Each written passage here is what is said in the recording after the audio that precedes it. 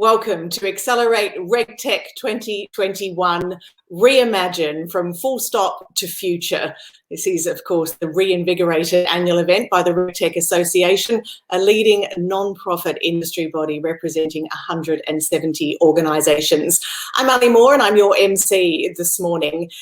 As you know, last year's event was cancelled with just days to go. So it's terrific that this year we've been able to facilitate so many discussions and hear from so many thought leaders as part of Accelerator RegTech 2021. Last week, we had two big days that covered technology and the interplay between people and planet, the economy, the evolution of jobs, trade opportunities, investment environment, as well as playing host to global regulators and commentators as they discussed the future for regulatory innovation with plenty of insights into the opportunities and also the challenges. We have definitely covered a lot of ground already. And with 1,100 registrations from 41 countries, the conference has enormous reach. It's a truly global affair, as well as being 100% online. This week, we'll explore new markets and verticals and then look at the more traditional financial services market to see what advances have been made in banking innovation. A few things, a little bit of housekeeping to make your experience better. The app that you've downloaded on your phone or your desktop is your lifeline to the program and to the RegTech City Expo. The 24/7 RegTech City is where you can engage with some of the world's leading RegTech organisations. It'd be great if you could show your support by visiting, and the expo runs until Thursday. In terms of interactivity, the app only allows permission-based contact. You only accept who you wish. Do post your pics on the wall so we can see you and where you are. If you've got questions, you can use the chat function at the bottom of the screen. And just to note that the industry discussions and masterclasses in each stream are member access only. The second stream for this is on the app, clearly marked members only. Today, in our new economy stream, we'll explore new markets for RegTech, including small business and government as a buyer. We'll take a deep dive into the consumer data right and the opportunities that presents. And our industry discussion will take on the topics from the morning sessions, as well as take a look at the CDR in more depth in the masterclass. So to officially kick us off this morning, I'd like to introduce Roland Stevens, the Executive Director for Jobs and Industry Development at New South Wales Treasury. Roland's team's responsible for the policies and programs directed at creating jobs and growth opportunities in a variety of priority sectors. Good morning and welcome, Roland. Thank you very much, Ali, and welcome everyone to day 3 of Accelerate RegTech 2021. Whether you're tuning in Australia or from around the world, I'm very happy to be joining you virtually today. I'd like to start by acknowledging that I'm providing this welcome from the lands of the Gadigal people of the Eora Nation, and I pay my respects to their elders, past, present and emerging. And thank you to Deborah and the RegTech Association for making this event possible, and in response to COVID-19 to turning it into a digital and now truly global forum. The New South Wales government is very proud to be sponsoring the new economy stream today. In recent times, we've been confronted with extraordinary circumstances that have brought emerging digital technologies to the forefront of business adaptability and resilience. And we've seen the adoption of new technologies, such as RegTech, as pivotal to growing productivity and to growing resilient and globally competitive sectors. And the world is undeniably hungry for innovative, reliable and secure services to ensure that regulatory compliance is met. Global RegTech spending is forecast to increase 5-fold over the next 5 years. And when you consider globally the mass of subnational, national and supranational regulations, here in Australia we have 3 levels of government to begin with. It's evident that there are immediate opportunities to grow the adoption of RegTech, and that will only be amplified by the rate of change in the digital economy. And the benefits of this will not just be restricted to RegTech businesses. The technology will increase productivity for regulators and have a broader impact on the economy, protecting citizens and enabling safer communities and environments.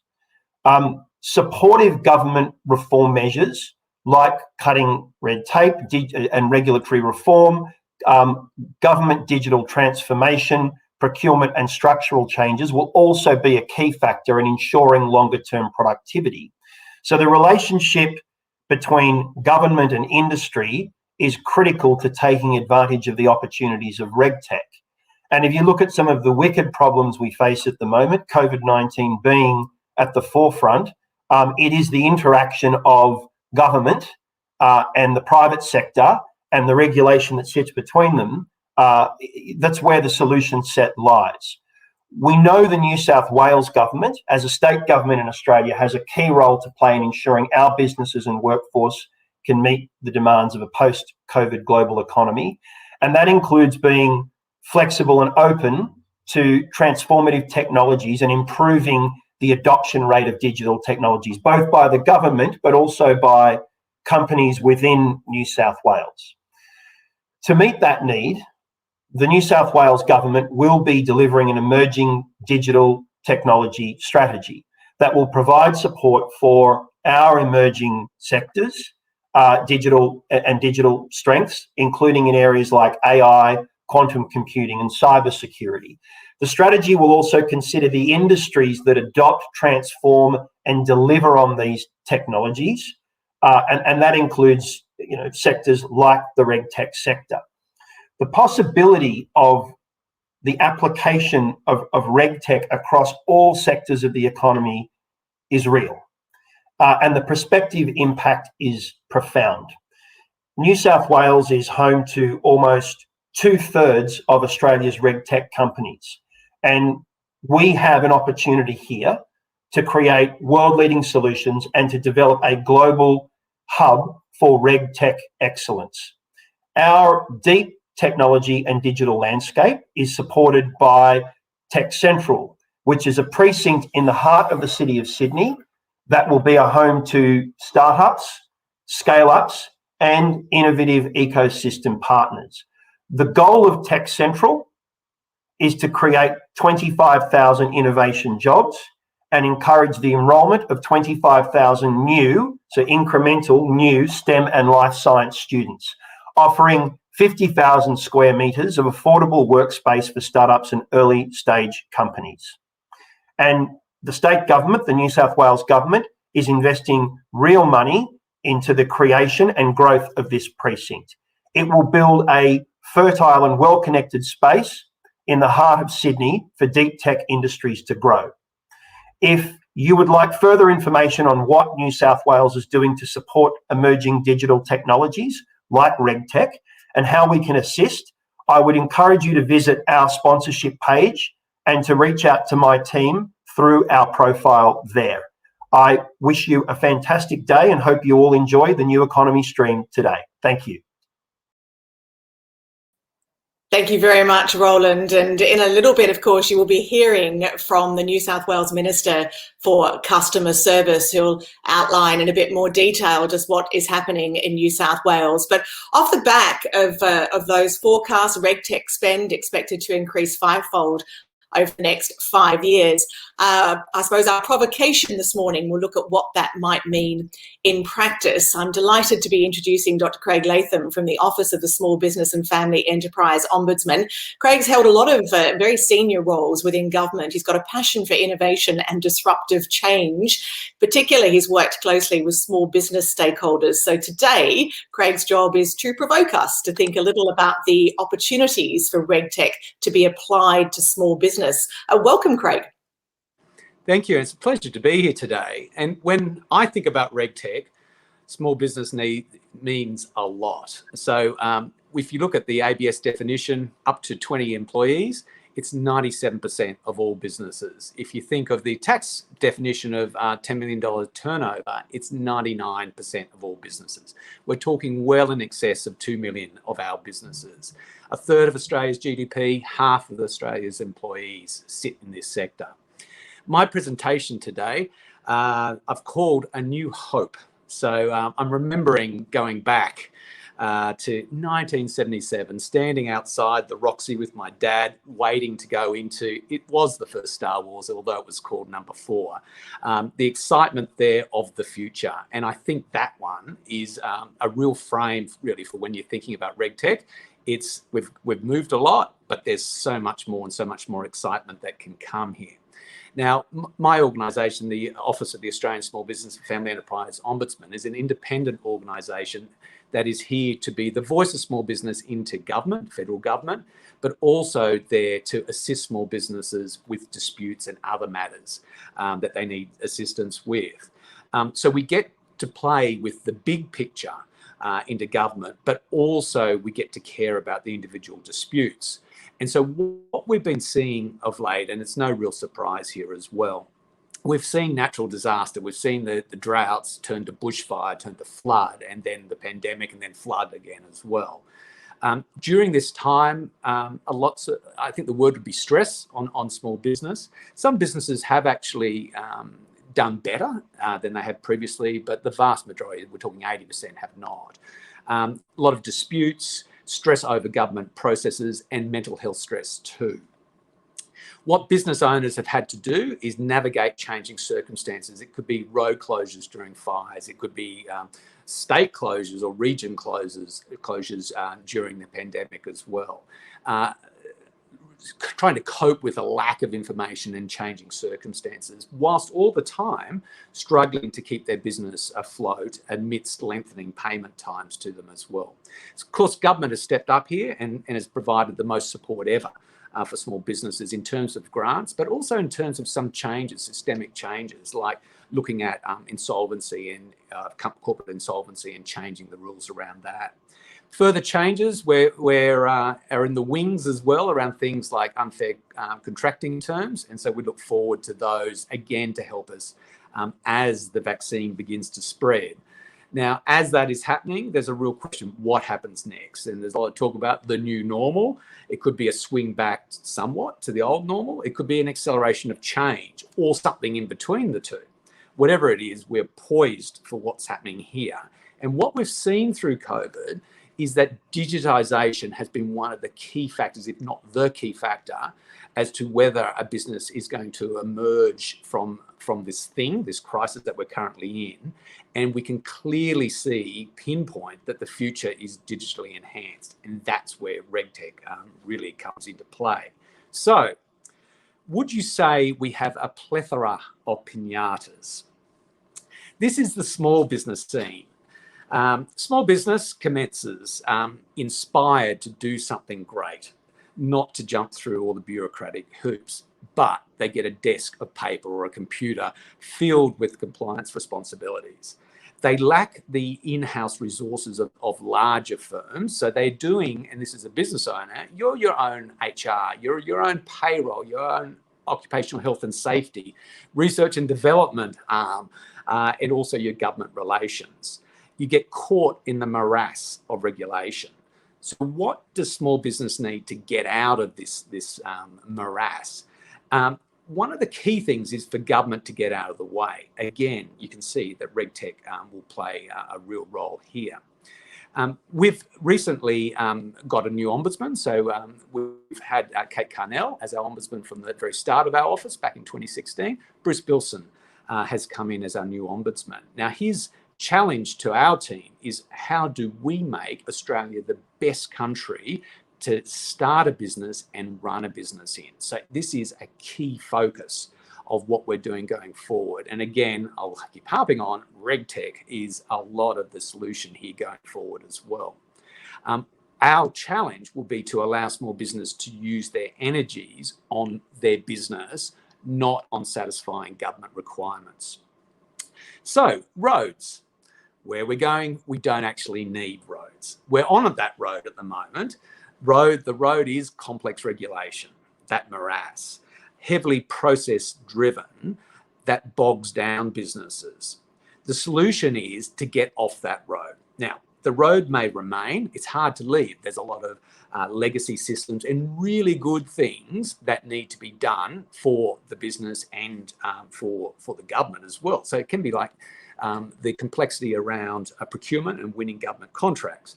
It can be complying with award requirements. It can be paying your tax, the cost of civilization there. And I know, and I've heard from Roland then as well, New South Wales' commitment to actually focusing in on this and streamlining interactions. Was really impressed. And it's going back a few years now, but New South Wales, I think, was one of the first movers as well around what I'll call, it probably had a proper name here, but the Parramatta Cafe project. So I was really impressed with noticing that, look, setting up a cafe in Parramatta could take you like 18 months to get through all the hurdles to get it landed.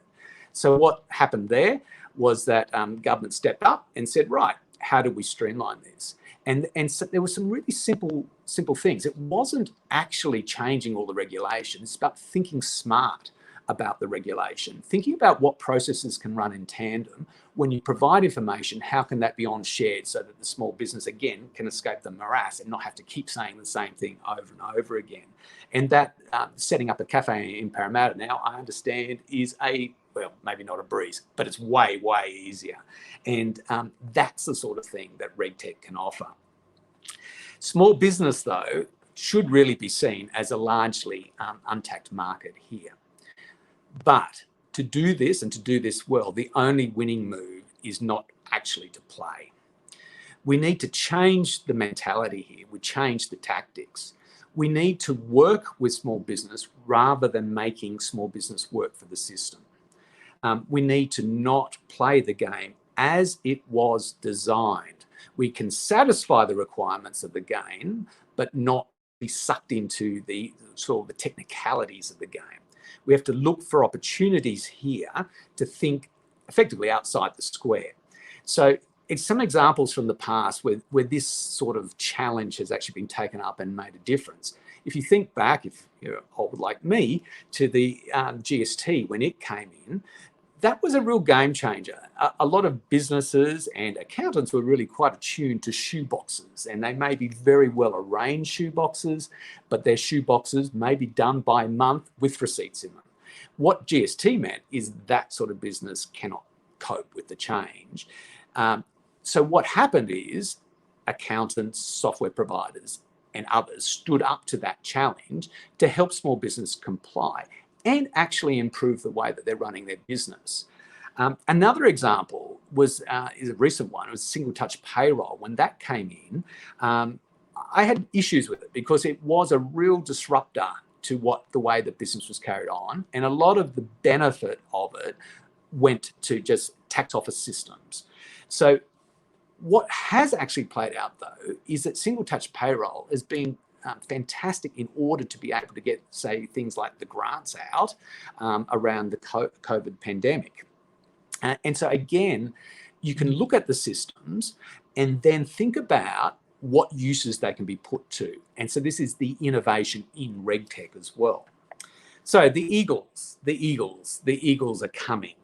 To get the changes that I'm talking about, we need to recognise the landscape, but rise above it.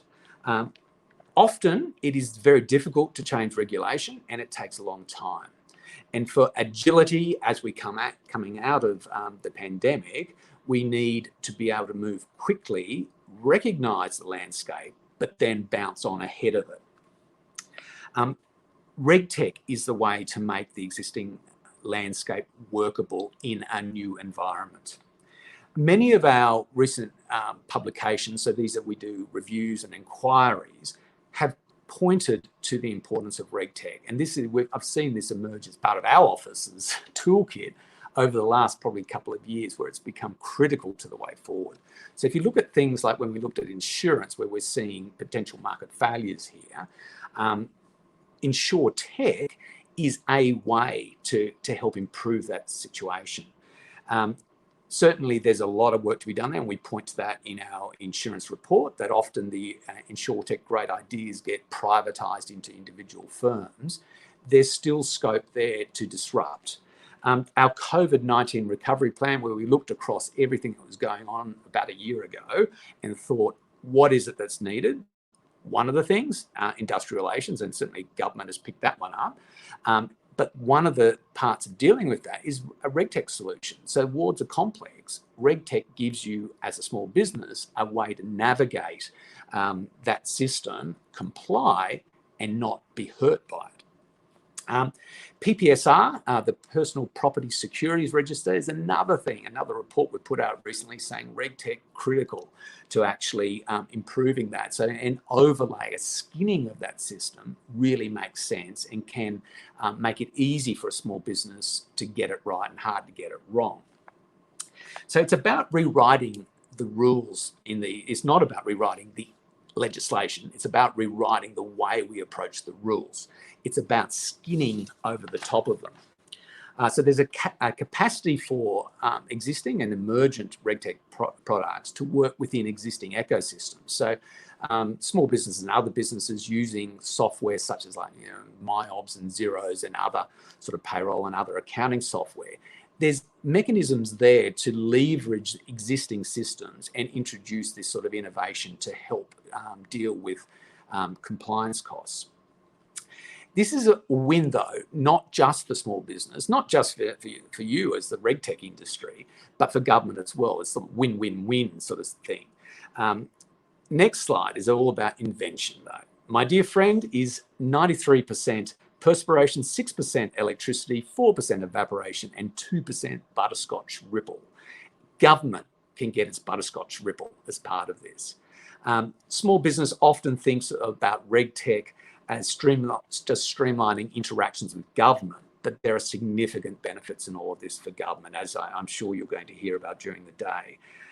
The big data here has the potential to inform quicker, better government decision making, and especially as we've seen in crises.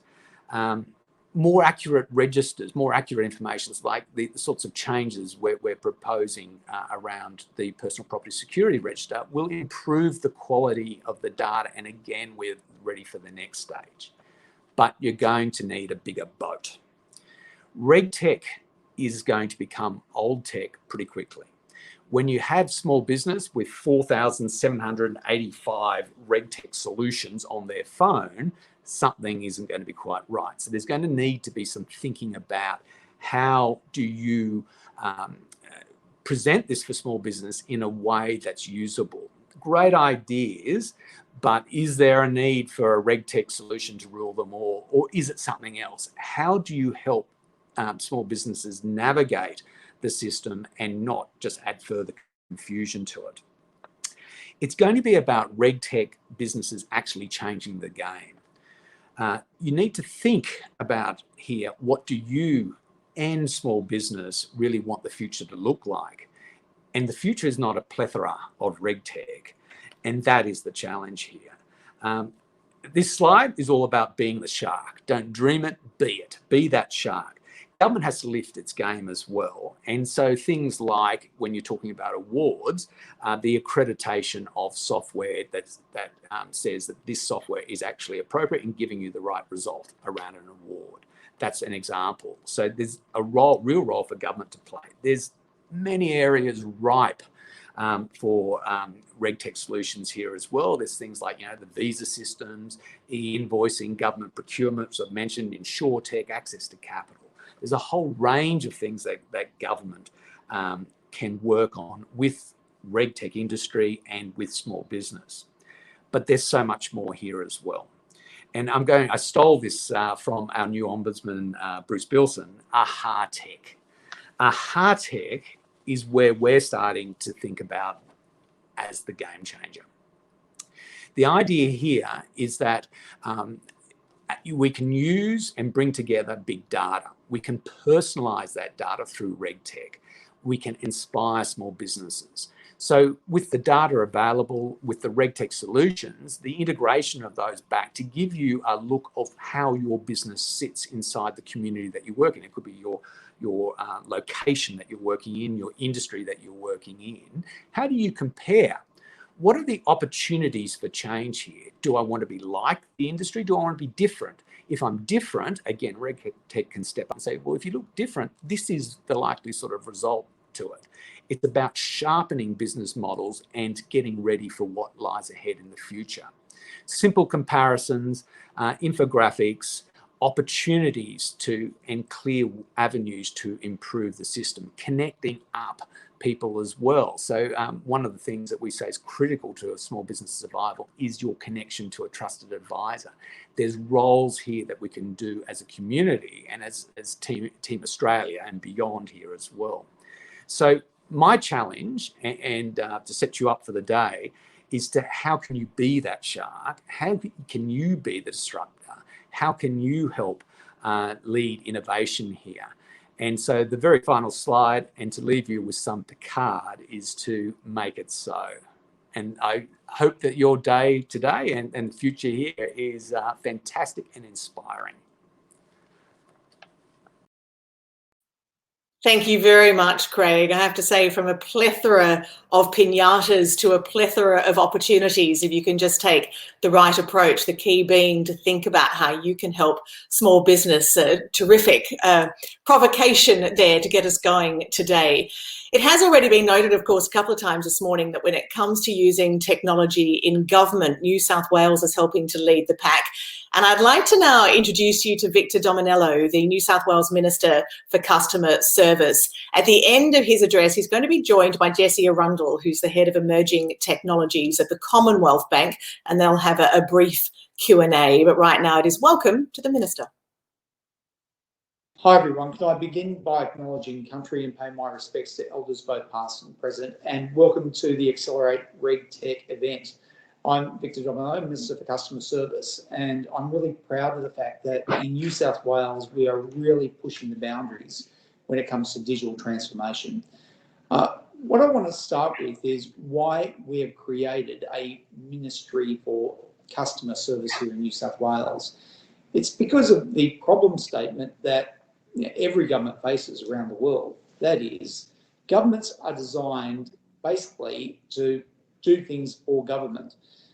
They're not designed to wrap around services for citizens in a seamless way.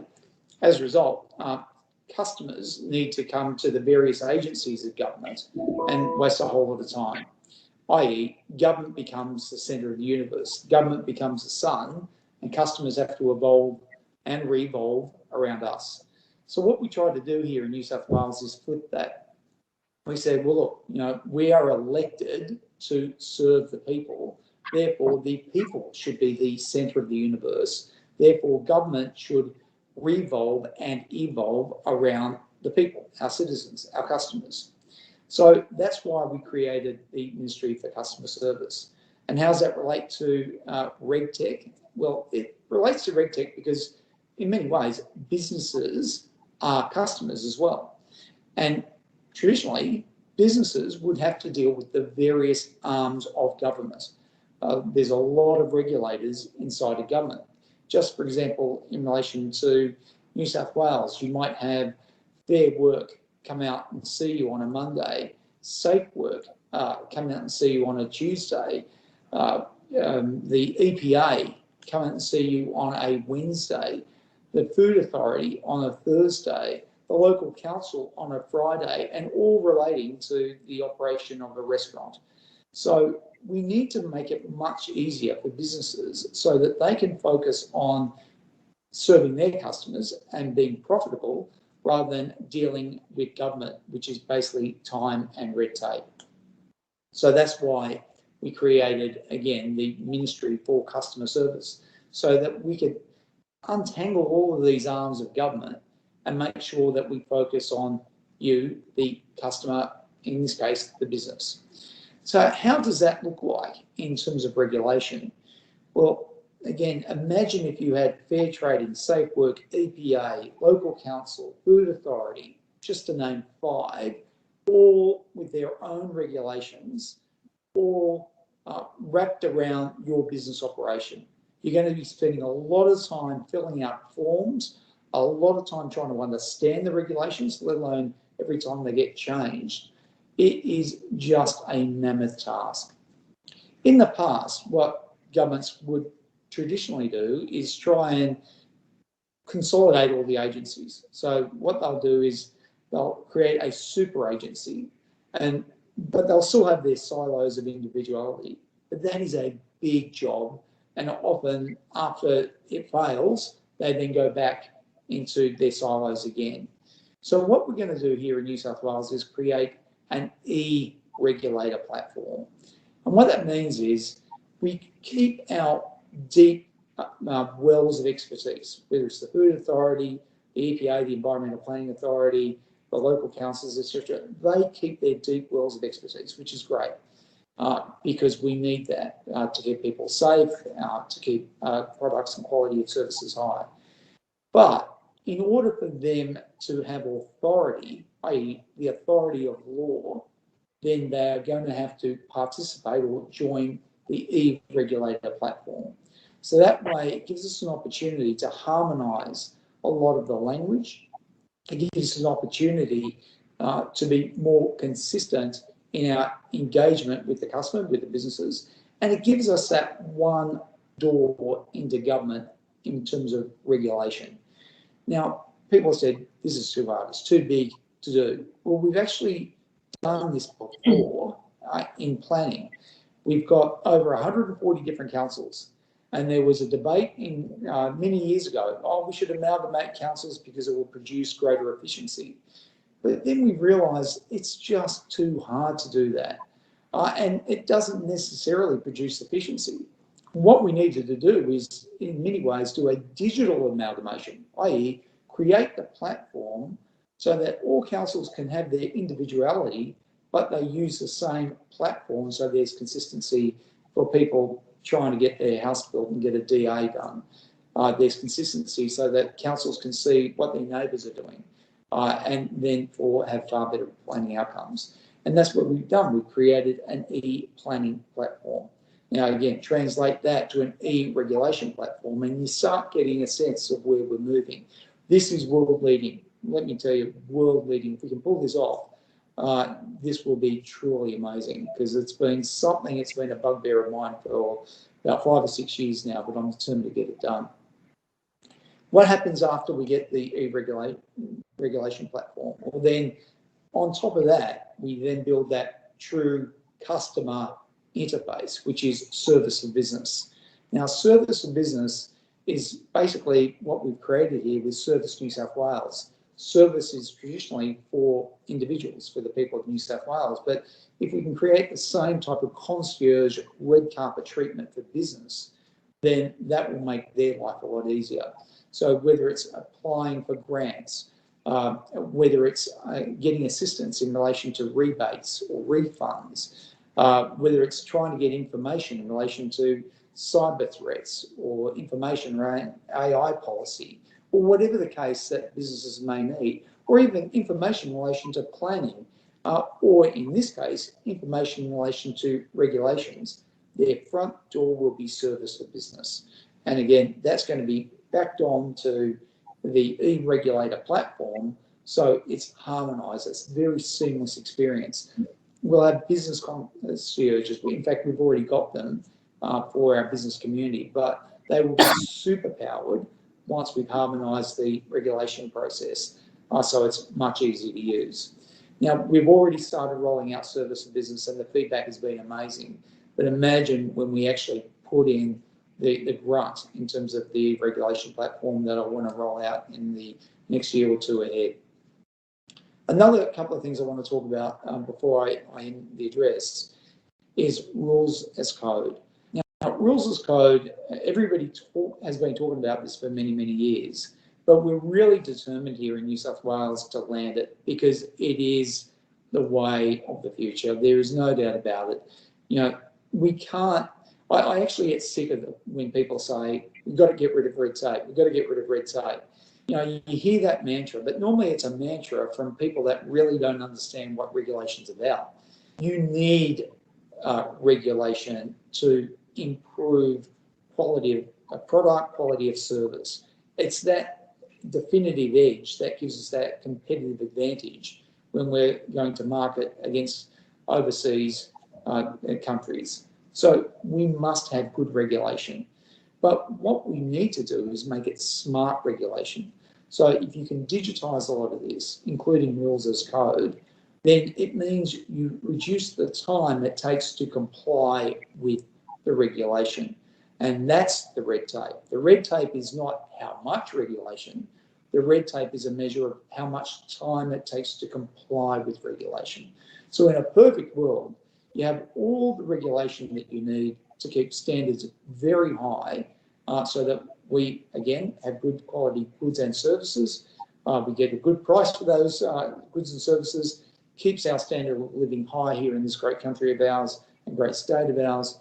But equally, it doesn't take much time to comply. And ideally, with rules of code, it means it's all programmed in. It means that from one computer to another, it's all updated automatically, and we know what we're doing. It's pretty binary in that sense.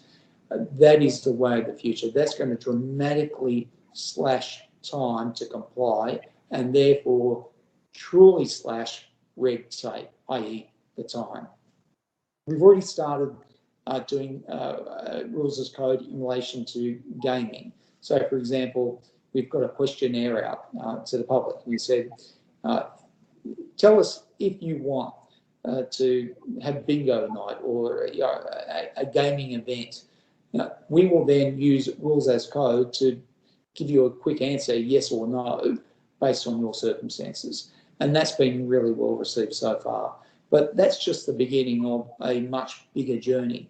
And again, once we've harmonised that regulator platform, then I can be a blocker and say, sorry, you're not coming onto the platform, and therefore your regulation will have no effect, because it won't have any effect unless it's published on this platform, until you also show me rules as code.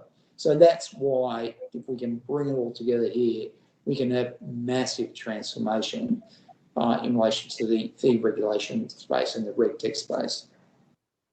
The other thing I want to talk about is procurement. We're really keen here in New South Wales to help small businesses and medium enterprises, because we know that they're the backbone of the economy. But again, it's one thing saying all these motherhood statements, they're the backbone of the economy, we can't live without them, but it's nothing actually putting policy settings in place to support SMEs. What we've done here in New South Wales is we've got a record investment of $1.6 billion into the Digital Restart Fund and broader into procurement settings. And what we've said now recently is that in relation to SMEs, 30% of the procurement as a target has to be on SMEs direct spend and 25% on indirect spend. And that is going to have a massive impact for SMEs, because traditionally, I guess the lazy option, I don't want to offend anyone, but the lazy option is to just go with the big players. And basically go with the big players, procure with them. It's almost like a de facto insurance product, and that's it. You don't need to worry about the SMEs. But if we're saying, no, sorry, we need the SMEs because they're a critical part of our ecosystem, then that forces the big players to then partner up with some of the SMEs if they want to get the procurement work, particularly with some of the tail that's required in some of the big spend. So this is going to be a very powerful way to get businesses, particularly the large ones, to collaborate and partner up with the SMEs in New South Wales to get a part of our massive digital spend. Now, just on the Digital Restart Fund, we've got 1.6 billion, but of that, 240 million is allocated to cybersecurity, and that's critical because we know the cyber threats. But even in that world, there is a lot of regulation that, again, we need to modernise to make sure that New South Wales is not just leading the way here in Australia, but we want to lead the way in the world. There is no doubt in my mind that we are the leaders in the Southern Hemisphere. But again, for us to partner up with the Five Eyes, we need to muscle up in terms of our digital strength and resilience. And that's why we dedicated $240 million into cyber. But again, that needs to marry up with the reg tech sector. So in conclusion, I'll end with a note that I give to a number of my colleagues and stakeholders when I speak to them. Reg tech to me is about visibility. Smart regulation in the 21st century has to be about visibility. Digital gives you that visibility, and ideally in real time. And if you can do that, then rather than tackling a problem with a blunt instrument, i.e., instead of rounding up, concreting the entire lawn because you see a few weeds, when you have visibility, you can apply the regulation just to pull out the problems. And that way you can allow the market to thrive as they should, because that's a job creator. And that's what we're trying to do here in terms of digital. Digital, particularly with the regulation and smart reg, is a productivity piece here in New South Wales, and we understand that. And it will not just put money back in people's pocket, but put something more precious, time back in people's lives. So again, thank you for listening. I hope you enjoy the rest of the day. Okay, well, thank you, Minister Dominello, for this morning's keynote. Always incredibly excited to hear what is on the mind of the innovation guy inside the New South Wales State Government, and I'm incredibly excited to be able to host this morning's Q&A session with you. Thanks, Jesse. So obviously, New South Wales State Government is clearly leading the way when it comes to the use of digital, the use of technology, the use of innovation to drive better outcomes for its citizens. I'm personally really keen and interested to hear about how you're starting to think about facilitating the sharing of knowledge and of insight between not only other peers within state governments across the country, but also federal and local as well. It's a great question, Jesse. I often get asked that question on my social media platform, particularly LinkedIn, where I have a lot of people there saying, please share what you're doing in New South Wales. And fortunately, we've already set up the Australian Data Digital Council, what used to be called the Australian Data Digital Council. And on that council, there's the federal minister, who's Stu Robert, myself, and our respective counterparts across all the states and territories. And that meets very regularly, like once a month, where we do start sharing ideas. But more importantly, it's a mechanism to start collaborating. Like one of the things that we're looking at, for example, right now is in relation to hazards. So if there's a cyclone or there is a flood or there is a fire, these things don't respect political boundaries on a state map. So does it really help to have, for example, if you're in a border community, fires near me up here in New South Wales, but then you have no visibility when you go across the Murray. So that's stuff like that is where we can start collaborating together to have a really good database so that for border communities in particular, it's seamless between the two states. So that's the type of forum that we use to share ideas, but more importantly, to collaborate on truly national issues. Oh, that's fantastic and is exciting to hear. So I think obviously in this morning's event, we have reg techs that are dialed in from truly all over the world. And I think over the course of the last 2 years, we've seen the explosion of the reg tech ecosystem and us truly go international, which I think is incredibly exciting. But for me, as a man who's grown up on Sydney's northern beaches, what I'm excited to see is that of all of the reg techs that are based here in Australia, that we have 70% or based right here in Sydney and in our great state of New South Wales. So I was keen to hear your reflections on why New South Wales is a great place to not only set up a fintech or a reg tech business, but maybe share some thoughts and some insight around some of the infrastructure that's available to young technology companies looking to find their start in Australia. Well, let me make an unashamed bid right here, right now, Jesse, to all those thinking about moving to New South Wales. Convert that thought into action, because if you don't, you're going to miss out. Like New South Wales is on such a growth path when it comes to digital. And it's not just me that says it. There's recently a state of state report by Intermedium that gave us a rating of 9.8 out of 10. And I think the next best were the Feds at about 9.4 out of 10 or thereabouts. And there really is a big difference between New South Wales and the rest of the jurisdiction. I'm not particularly happy about it. I'd like everybody else to hurry up and catch up, but we've just started the journey. I feel sorry for other places because we're just going to really jump out of the box here. we've literally got the infrastructure and the architecture in place. The next few years, we're going to rapidly accelerate it. So if you're happy now, you're going to be like a Cheshire cat in 3 or 4 years. So, and that smile will get even bigger, I promise you, because we really believe in digital in New South Wales, and we've demonstrated that during the pandemic in our response.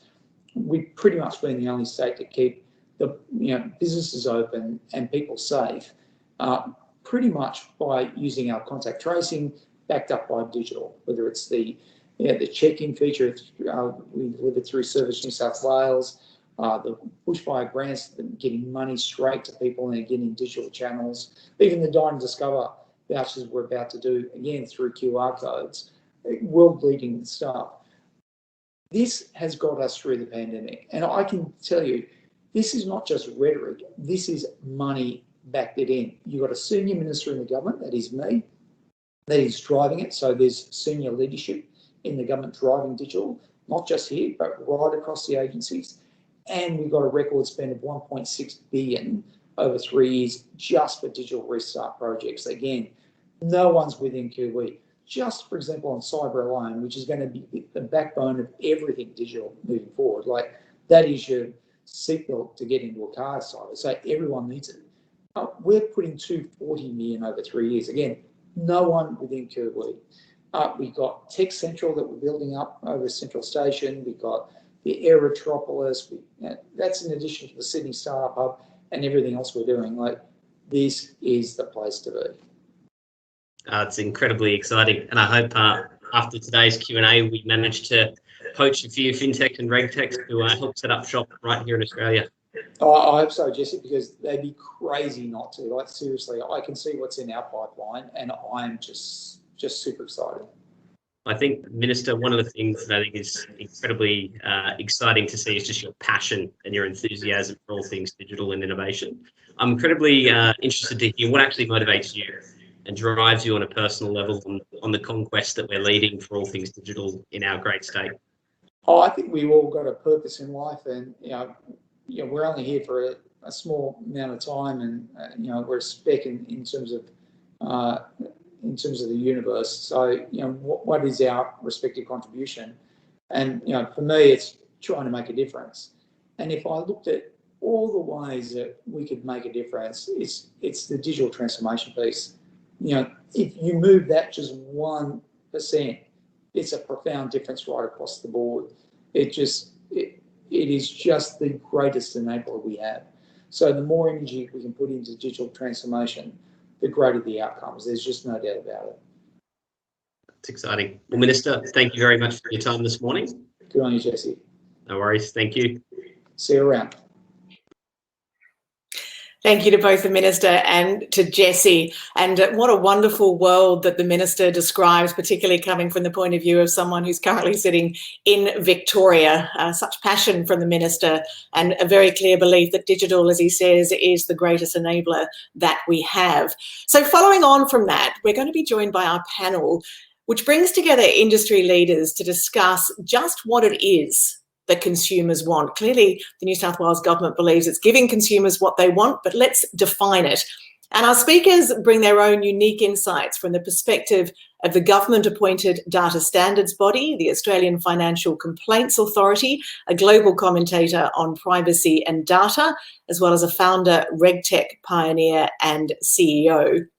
We'll kick this panel off with a short discussion between Lisa Schutz, the CEO of Verifier, and Andrew Stevens, the chair of the Data Standards Body, CDR Australia, to set the scene. And then we're going to ask Lisa to lead a discussion with Jesse Marshall, who's the Ombudsman at AFCA, and Tony Fish, a UK-based leading privacy and data advisor. And together, the panel is going to help us answer that question of just what it is that consumers want. So let's go over now to Lisa and Andrew. So Andrew, thank you again for this time today. It's great to have you on the panel. It's a pleasure, Lisa. Thank you very much for the opportunity, and hello, everyone. So to kick it off, you've obviously been working very hard on the consumer data right, which, as its name suggests, is all about consumers. And so it seems very appropriate to kick this panel off with you, talking about what the consumer data right is. And I guess for the audience from a RegTech point of view, the reason that we wanted to kick off with the consumer data right is it's probably the most active legislative space at the moment that's really, as the name suggests, got consumer at the heart of it. And since RegTech's goal is that win, that happy win between community and commerce, this is really where it's at the moment. So on that note, Andrew, for those that are not aware of the consumer data right, can you give us a sense of what it is and how it's adding value to Australian consumers? Sure, Lisa, thank you very much for that. First thing is that consumer data is data that's held about us by various data holders.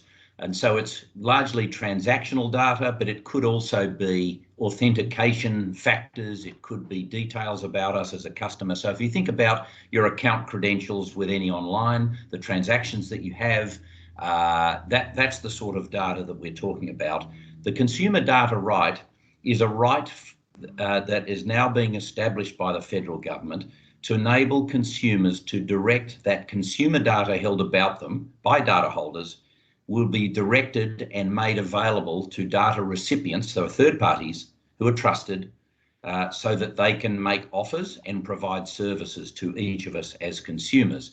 So really it provides an opportunity for third parties who have no transactional history with you, no detailed account knowledge, to actually be on a much earlier level playing field and to provide competitive opportunity to you. So I think realistically, it provides another way where the consumer, a stronger way for the consumer to access the value that's inherent in the data that's held about them. So this is being designated sector by sector, even though it's been announced as a cross-sector whole of economy regime.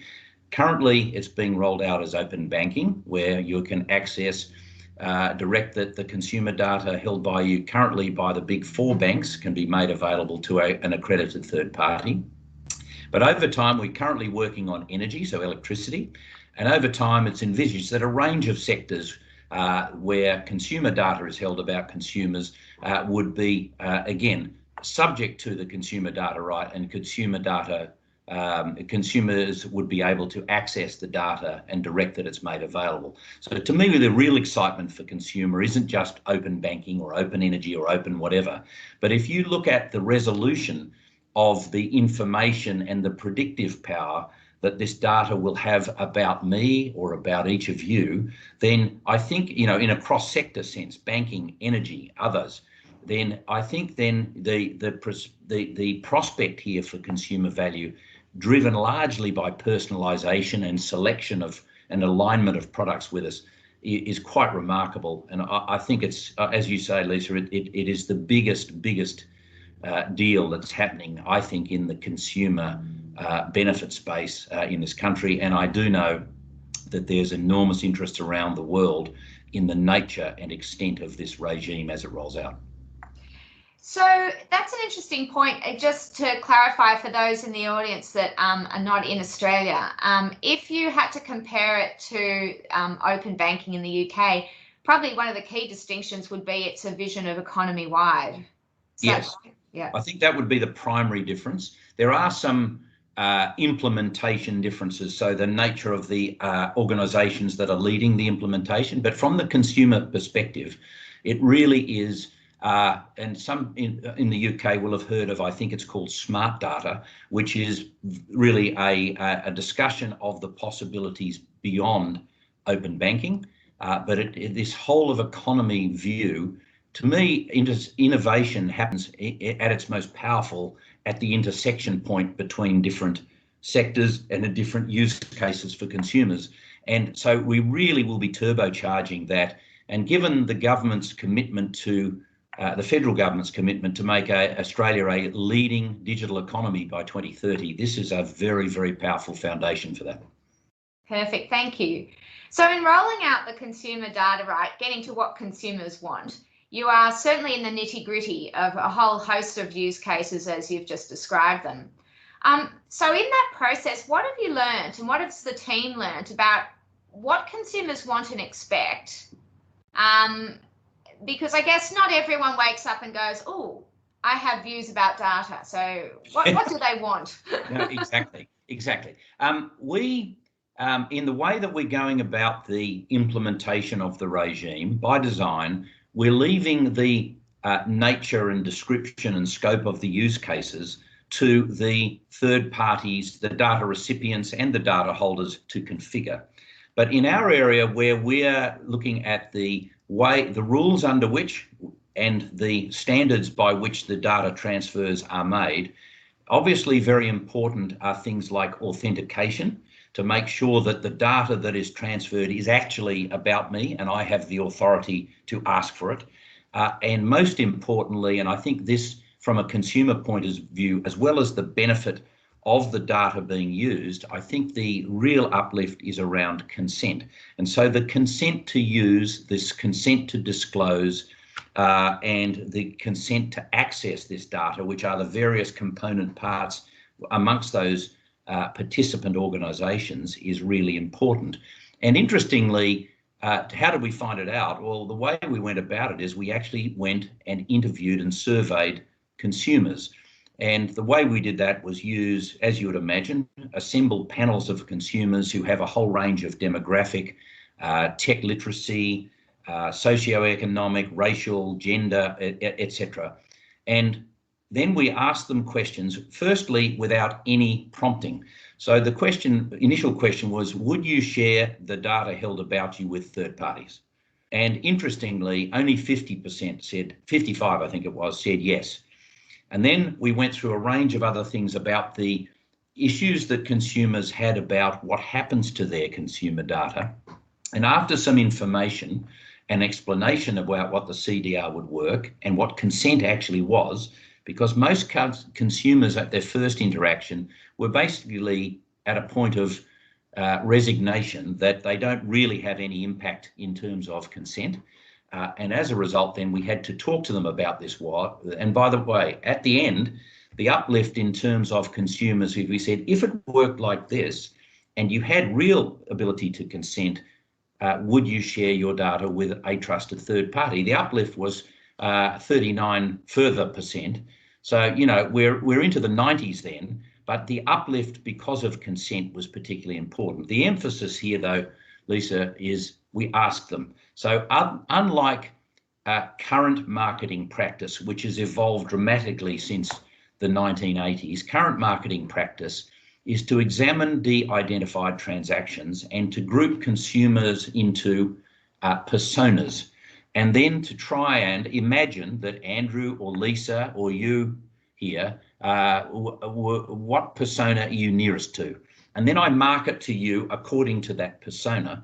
Well, this is the next big step for mankind.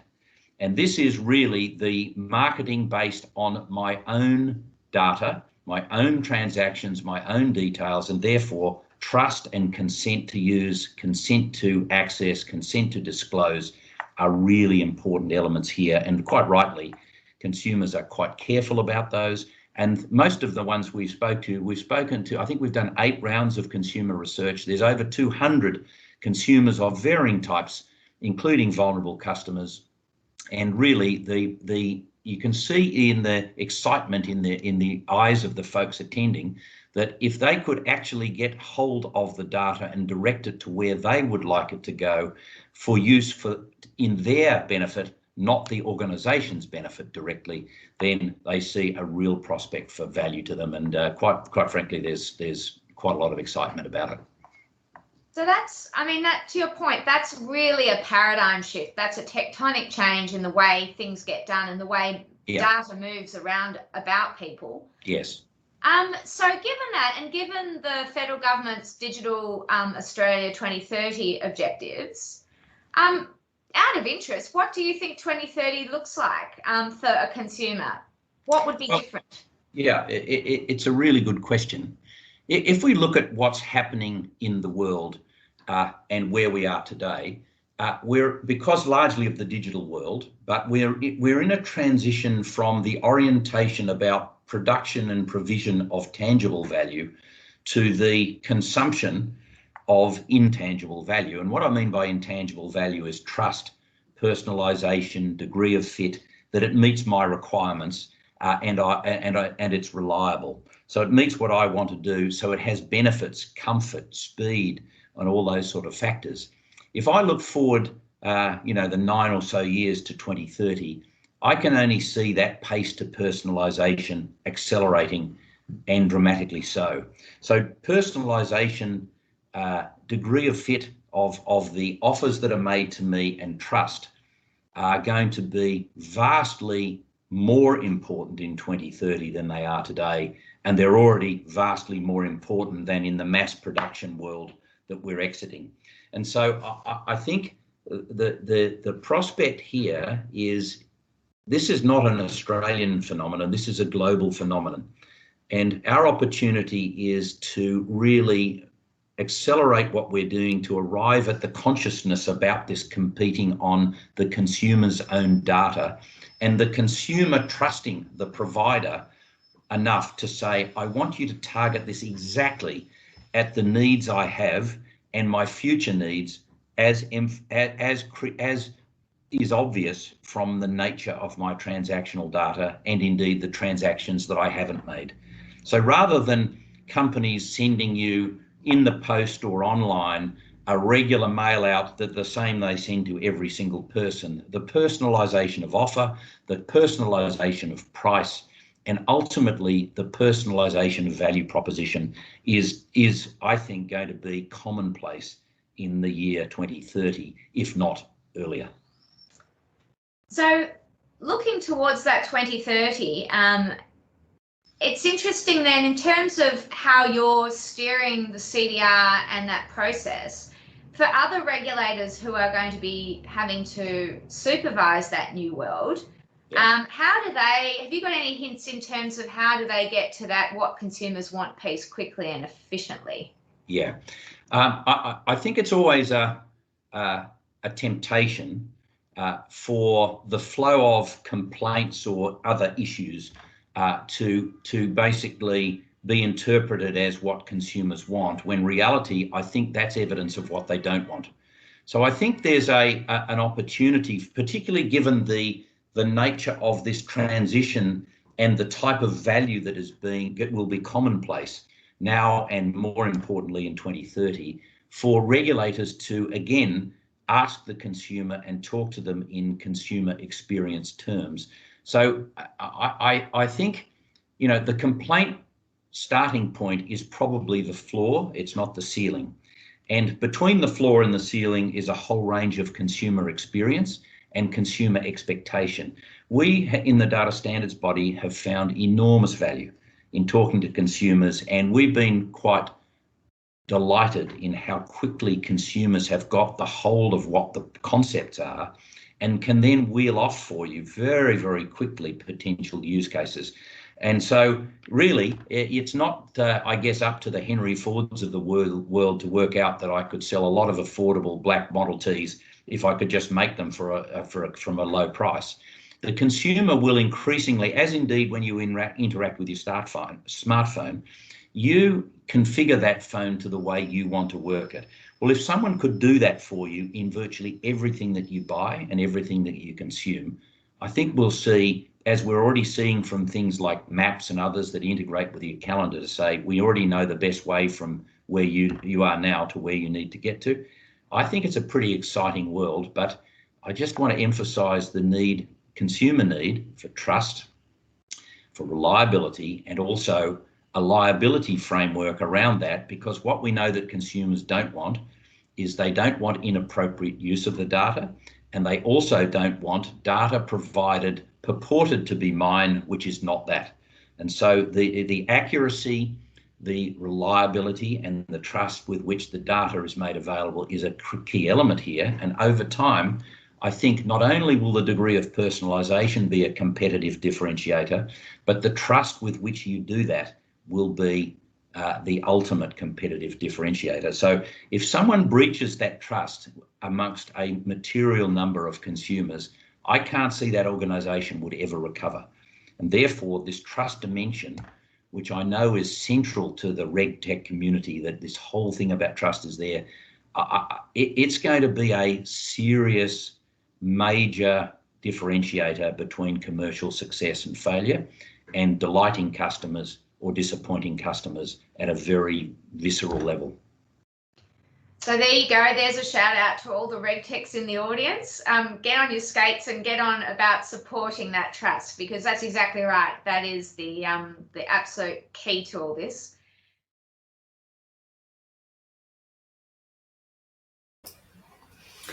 So I guess we've now had an interesting perspective there on from Andrew in terms of framing us around floors and ceilings. I guess the thing here, and maybe Jessie, I'll start with you. In terms of that future we're living into, where personalisation is the king, but trust at scale is an absolute prerequisite. Let's talk about the floor of that. So that's a happy place. What about the unhappy? I mean, obviously, AFCA has a very interesting role here in arbitrating, in going forward, disputes around this data. So can you take us through a bit about AFCA's role, and also just viscerally ground us in what unhappy looks like? Because it seems a pretty human place to start. Yeah, so our role from the Australian Financial Complaints Authority, and for those of you, again, who aren't in Australia or aren't familiar with our role, we are the Ombudsman service or external dispute resolution scheme in financial services. So we cover insurance, banking and finance, investments and advice, and superannuation. And we resolve disputes free to consumer when they're not resolved through the IDR processes at financial firms. So that naturally means that we're going to be seeing the cases where things have gone wrong, or where consumers are unhappy. And I suppose that's the perspective that I'm therefore going to be able to bring to this panel, which is a little bit different to Andrew's, and is who had that sort of bird's eye view overview look at the regulatory architecture. For us, it's looking at it from the absolute other end, when something goes wrong and when a consumer raises a dispute. So I guess the things that are really important in considering what's going to drive consumer disputes is really the customer experience side of things. And I know that the CDR working group has done a lot of work on looking at what the customer and consumer experience should be of sharing their data, and the principles that have been pulled out in terms of making sure that around consent, particularly making sure that consent is freely given, reversible, informed, enthusiastic, and specific. Those are all really great principles, and they're the sorts of things that will drive down the number of disputes and the number of complaints. But there are, of course, going to be situations where either vulnerable consumers or perhaps unscrupulous providers, or just where there's a genuine misunderstanding or miscommunication in the process, lead to a situation where a consumer comes out the other end of their experience feeling as though they weren't informed fully about how their data was being used, where they're frustrated about how difficult it is to withdraw consent, or where they feel that their data has been used in a way that they didn't understand or consent to at the outset. So really, I think for RegTechs out in the audience, or for anyone else who's thinking about how do we avoid those sorts of disputes, the most important thing is to try and think about really ensuring that consent is very well informed. So not just informed from the sense of, I understand that I'm giving my data for a provider to provide some kind of service to me. So in banking, it's usually going to be for the purpose of some kind of assessment, to make an assessment process easier. That's the sort of pilot scheme that we've seen through the ACCC's banking rules. In that context, we don't just want the consumer to understand that they're giving their data broadly for the purpose of making it easier for their service provider to do its job. We actually want there to be a bit more information, or I guess to put it more specifically, if you want to avoid that consumer being unhappy at the other end of that process, you want to make sure that they really understand the outer bounds of how that data is going to be used, and also how they can withdraw their consent if they're unhappy with that process. So Jessie, on that, I mean, you've obviously dealt with disputes related to credit reports in your experience. How literate are people about data, even things like credit reports that have been around for a long time? Well, I think that there was a very strong movement in the 90s and early 2000s towards disclosure being a sort of panacea for consumer protection, that if people are given more information about what's going to happen, then they will make more informed and better choices. And I think there's been a little bit of a walk back on that at a regulatory level, in the sense that there's a recognition that information overload leads to consumer paralysis and people just really taking in nothing.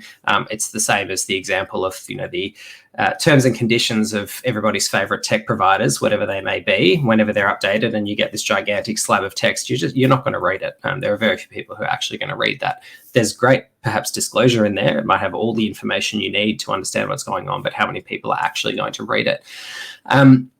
So I guess, yes, it's the same thing here, Lisa, that the disclosure in and of itself is not necessarily enough. The fact that the information is out there for a consumer to read is not necessarily in and of itself enough. If there's not an actual human conversation occurring to test that understanding, if there's not a way to check that, the consumer doesn't have language issues, that they're not in a rush, that they're not being pressured, that there's not all sorts of other things that impact on all of us as human beings when we're interacting with our financial service provider or whatever other service provider, because we're all time poor, we've all got lots of things on, and we're not necessarily going to engage with things that are presented to us in a way that doesn't grab our attention and stress that this is something important that we really need to be paying attention to, and then perhaps also test that understanding. So there's sort of some of the things that might go into the mix there. Cool. Well, I think there's some really concrete thoughts there for the regtechs, the fintechs, and everyone else who's going to be using this data to start to think about that human-centered design around this. But let's assume people start to tackle that holistically and think about the person at the centre. What gets you excited about the promise of CDR?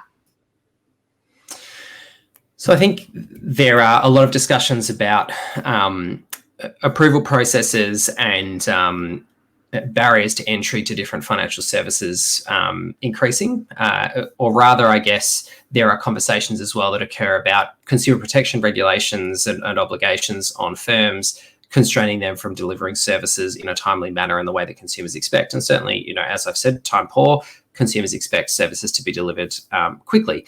Now, if CDR can allow providers to really understand and truly understand consumers and deliver more tailored products and products that are suitable and that are not unsuitable, as our law requires in financial services, in banking and in credit, more quickly and more easily, then that's a good thing. So if the true position of the consumer can be more easily understood by the current provider and potential other providers more easily, then that's a great outcome, because it will hopefully avoid unsuitable products being given and therefore consumer hardship. And it will presumably and hopefully allow that to occur more quickly, which will lead to a better consumer experience. I think that's the good use outcome of the consumer data right, particularly in a credit and banking space. Perfect, thank you. So I'll turn to Tony now. Tony is joining us from the UK, so he's very graciously staying up late to talk to us. Tony, turning to you and your experience around consumer data, how well qualified do you think consumers are to tell us what they want? And I'd add here consumers being people and also small businesses. As a regtech scaling up, I'm somewhat inspired by this morning's conversation. I think I'm moving from Melbourne to Sydney, but anyway, that's another matter. But how well is qualified then are people and small businesses to work out what they want, and also for industry to guess what they want? It's a great question in so many ways. It's the right question. If we use the last year as the experience the globe has been through, when we started off on our COVID journey, the old normal that we had, everybody said, look, we've left the old normal behind. And what we all suddenly wanted was a new normal on the other side of COVID, which we're slowly getting towards. And then along came a conversation and saying we wanted a better normal. And if you start to unpack an old, a new, and a better normal within this sort of framework of talking about consumers, and you sit there and you go, well, in my old normal, I spent my minutes and hours and weeks and months doing this, and this. And then you sit down and go, well, in my new normal, what am I going to do? And I break down my time and I go, am I really going to do anything different minute by minute? I'm still going to have meetings and talk to people and go and shop and buy. It's not really going to change an hour by hour and week by week. And you sort of start looking at the old and the new and you go, actually what I'm doing in my time isn't going to really change. And then you go, I want a better normal. You want this better future with better data, and it's all going to be wonderful. And you look at your minute by minute and hour by hour, and you go, oh, it's going to be the same. And where we actually see the change is where you take away the ideology of time, of what you're going to spend your time doing, and say, what are the rules? What are the heuristics that actually form what I'm going to do? So rather than you doing a meeting, it's what type of meeting. It's not that you are going to do meetings, it's who is those meetings going to be with. And that's where the rules and heuristics start to change. And it's picking up what Jesse and Andy were saying, which is there's this fundamental assumption in this whole ideology of what the consumers want. And the fundamental assumption is that there is a model that your data gives you, which says what you as a consumer want. And when I wrote my digital footprint 12 years ago, I believe that.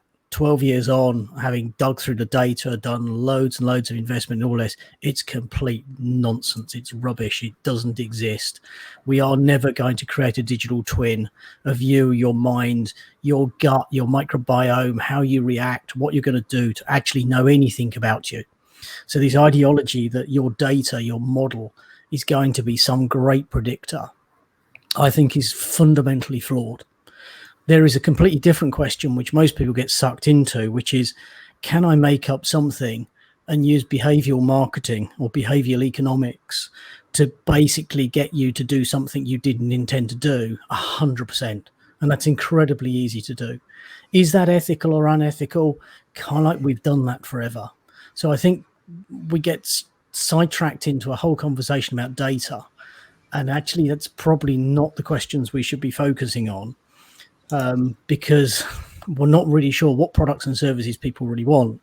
And it's very much more going up to what is the principles and values that we want to be as a business, and how do we actually make sure those principles and values are embedded into our businesses, which then allows us to actually look at what products and services we want. So if that context of the data is not me, it's almost sort of like the breadcrumbs of me, but it's not me. So then how does industry then start to think about and ask itself how to use the data that's coming on tap, those breadcrumbs that are coming through the CDR? And it's a great question, and it's one we don't debate enough, because we have a bunch of assumptions that we immediately frame. And we immediately frame that we can get some intuitive value out of them. And where I'm sat on is that we want to make better decisions on the data. And then you start to unpack, if we're going to make better decisions, what does a better decision look like? And most of us actually don't know what a better decision looks like. And then we go, we want to make a better decision with data. And okay, so what data do we actually need to make a better decision? But all that misses a fundamental framework. Why are you trying to make a better decision? My argument is I want to make a better decision on data to be a better ancestor. Now, if you want to be a better ancestor and create more sustainability in the earth, I'm going to have to make massive compromises. And both me as a manufacturer or as an investor or anybody else in the ecosystem and you as a consumer, you're going to make compromises which you may not want. But what that allows is other people to game the market and go, well, I'm going to give you exactly what you want, even though it's completely unethical. And we haven't sorted this out at all, and how we're going to actually work this out, because what we're opening up with data is the enormous opportunity for everybody to game it and game the individuals realistically at the expense of the earth that we've been given and us being better ancestors. It's an interesting point you raise when you talk about ancestry and planet, and that was a theme of people and the planet that came up right at the start of this conference.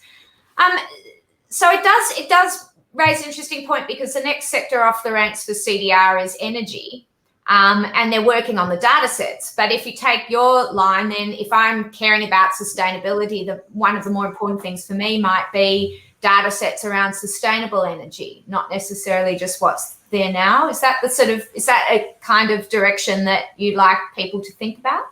Not really, because it misses the issue of boundaries. The energy production is one part of it. It's actually, we're sitting here on a video call that uses a stupid amount of energy because it's run on servers. Should we actually forget trying to do video calls and we should now be on audio? because audio would be a lot more energy efficient. You know, it uses less bandwidth, less energy, less processing, less energy. You know, so why the earth are we using video? What's the choice we've decided to take video, or was there no choice? But we've actually created this enormous consumer piece for energy purely because we've decided to do video. So it's the consumption, not the generation. And we don't know who owns the boundary. So here we are all burning up some energy, but who actually is responsible and accountable for it? So who's actually taking that carbon footprint right now? So, you know, yes, there's a pile of data. We know exactly what that's happening, but we don't know where the boundaries are to allocate it. So we carry on saying we're going to give you better consumer choices on data, but we don't know where the boundaries are for those data silos. And that's when we end up in this wonderful analogy, which is called quantum risk. And the point about quantum risk is the boundaries between data which are undefined. And suddenly we have these new risks which data has created for us, which kind of like are not in our model because our current risk models are not designed to cope with it. So these are really significant questions, and at this early stage in the CDR, for instance, these are the sort of questions that, to the theme of the whole conference, the goal here is big questions that don't have answers but need examination. So I'll open it up. I've got more questions for our panel, but I'd love to hear if anyone has any questions that they'd like directed at our speakers. We'll wait for comments there and questions. But meanwhile, I do want to get a perspective. If we're talking in this world of personalisation and we've got quantum risk, and I'm picking up on the theme of this morning around concierges. I personally love the idea of a concierge for verifier, and I have my own in my mind, Hannah the bot, who's going to make my life easier. I'm interested, Jessie, to start with you and then Tony. In 2030, what do you think it would look like? I mean, what would look great from your personal point of view? Do you mean in terms of a specific concierge, virtual concierge for accessing services, or just broadly what would look good in 2030 for? Either way, you might say, actually, the last thing I need is a digital concierge, whatever works. Yeah, I think just to pick up on some of the aspects of what Tony said as well and work it in there, one of the important things that I think can be missed by data, and one of the differences between it and an actual human interaction or understanding of the person, well, there are many, but it's really the nuances of the person and the things, recognizing the limits of data, I guess, is one of the messages that I wanted to sort of convey today as well, in the sense that whatever we see things at the other end, as I said, when there's a dispute, and we often have to reverse engineer the understanding that the financial firm could have had from the data that was presented to them. So that involves us undertaking that analytical task of saying, what does the data that the financial firm had in front of it actually show about the person? And if there was an issue, for instance, if there was financial abuse happening, if there was intimate partner violence, or if there was elder abuse between an adult child and an elderly parent, for example, was that evident on the information that and the data that the financial firm had in front of it? And it's really interesting because in lending, you know, the financial firm is obligated to collect some of this data, and it has a positive obligation to ask certain questions. But sometimes those other factors, such as elder abuse, financial abuse, or even financial hardship, may be evident on the data that's available, or it may not.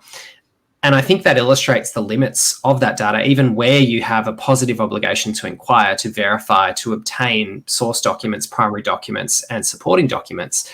You may miss what is perhaps the most important aspect of this consumer's life at the time that they come before you.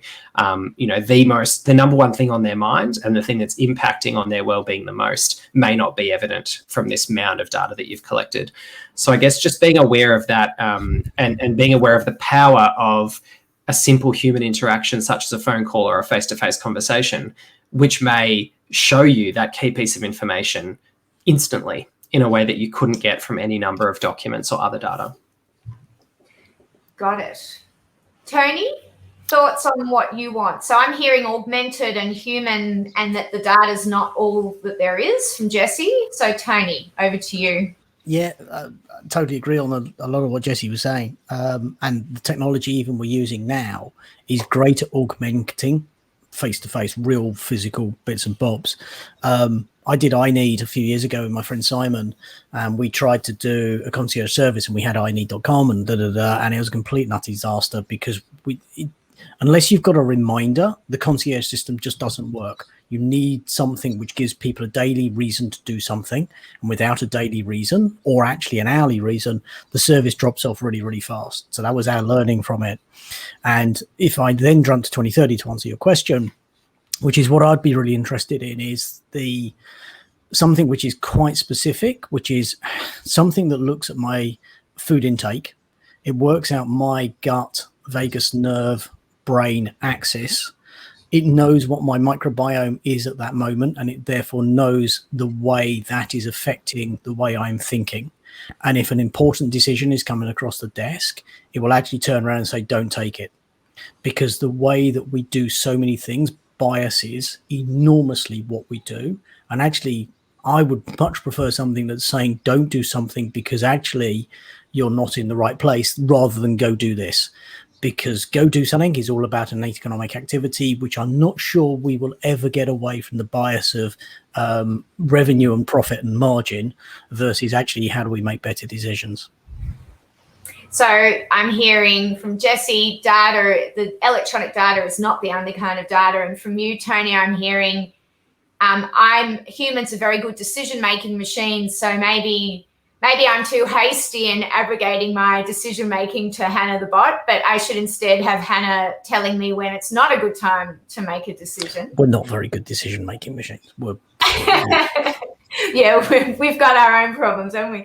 So listen, just on that, I mean, again, we're talking to an audience who are going to be really shaping the way this new regime operates, and to the goals of the policy objectives around competition, but also to trust at scale. What questions do you want people to walk away from this going, yeah, I need to spend some time on this? Jesse, start with you and then Tony.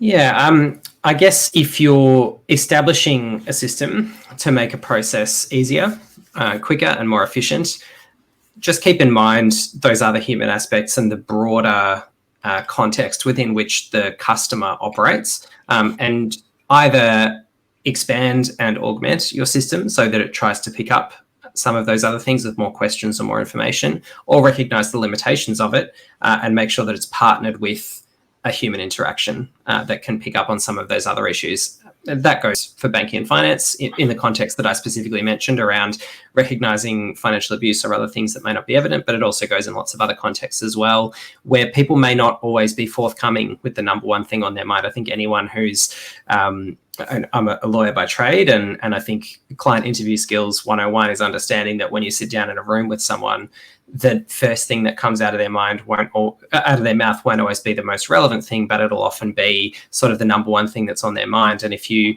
can get past how hard it was for them to get a car park outside or the other things that are at the very front of their mind, you can often get to the deeper issues by just asking a few more questions and spending a bit more time.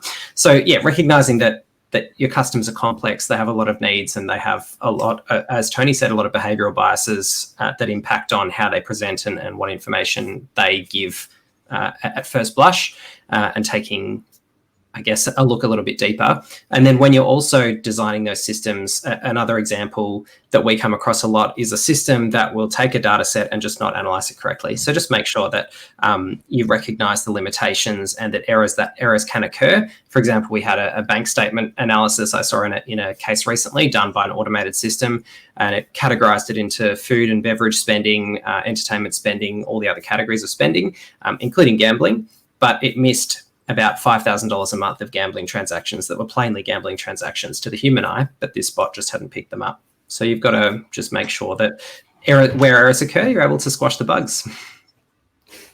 Squashing the bugs, okay. Tony. Yeah, I really enjoyed Victor Mendes-Dominello's piece right at the beginning, and he started off by saying, what problems does he solve? And in so many ways, it's kind of like where we always start. What problem does it solve? How does it create new customers? How does it reduce cost? And there's a pile of, classical questions that we ask ourselves. When we sit back and we give ourselves a bit more time, we also start to ask another set of questions, which is, what is tomorrow's problem? How does it help me discover more value? Will this create new opportunities in the next period? So yes, we've got to save, we need a bunch of people thinking about today's problems. We need a bunch of people thinking about tomorrow's problems. And then we need a third bunch of people who are thinking, is this on our route to our North Star? Who's got their hand on the tiller? Who's doing the governance? Who's controlling the vessel to know that the thing that we're going towards our North Star in is actually fit for purpose? And then the last one, which I focus on, excuse me, are we being better ancestors? So as we make these decisions with data, are we creating a better environment for the people who will follow us? Fantastic. Well, I'm sure everyone watching will join me in a digital thank you to both Jessie and Tony for their fabulous reflections, and again to Andrew for his pre-words. I guess taking away from this, I'm just heartened, because these kind of conversations and this kind of reflection means that the consumer data right infrastructure is going to be used, or at least it looks like it's going to be used for all the right things. So thank you, everyone. Thanks. Thank you very much, Lisa, and thank you, Jessie, and thank you, Tony. I tell you what, if you look to 2030 and the whole idea of being able to actually assess your inputs, your personal inputs, and then assess your ability to make decisions and whether or not you should make decisions, if only we had that now, we might have a very different landscape, a fantastic discussion. I'd like to bring in now Deborah Young. If you don't know Deborah, I know many of you do. She's the CEO of the RegTech Association, and indeed she is the person who is responsible for really bringing the association from nothing to the 170 members that it currently has. Deborah, hello. Hi, Ali, how are you? I'm well, thank you. Gosh, that was a fascinating conversation. And I know that trust, that the point that the trust dimension is fundamental and will be fundamental to success or failure commercially. Trust is a very big theme for you, isn't it? Yeah, absolutely. And we do believe at the RegTech Association that RegTech can actually help restore trust or bring trust about to make our system robust, having trust for consumers, trust in the system, it brings trust to everybody right down to the woman and the man in the street. So it's a fantastic story. And what an exciting, I was scribbling so many notes out of the sessions from this morning. It's a really, really exciting place to be, and in particular, how we've been able during the sessions this morning to shine a bit of a different light on applications for RegTech, in particular on government as a buyer of RegTech, but also Craig Latham and his call out that that RegTech should be looking at how they can help small businesses and how could we do that at some kind of scale. It's all fascinating stuff, and we've got much more of that to come in the rest of the day. And Deborah, I was going to say that helping small business and that other dimension also goes back really nicely to what Jessie and Tony were talking about, which is the human dimension, that it is really about what customers want, thinking about who that customer is and taking into account all the needs of that customer, not just the technology side of things. Yes, absolutely. Could not agree more. Look, Ali, I wanted to express our appreciation to you for charting this course with us since we had to cancel our event last year, and supporting us since we established. You are very accommodating and you're very flexible, and you bring such professionalism to our small startup organisation. So thank you very much. I wanted to thank you on behalf of the association and our audience, because you're going to sign off now, and we hope to see you again next year. So thank you very much. Thank you very much. And like Lisa, I think I might move to New South Wales as well, even though I'm not in Quebec. So we'll be happy to have you. Thank you. Thank you.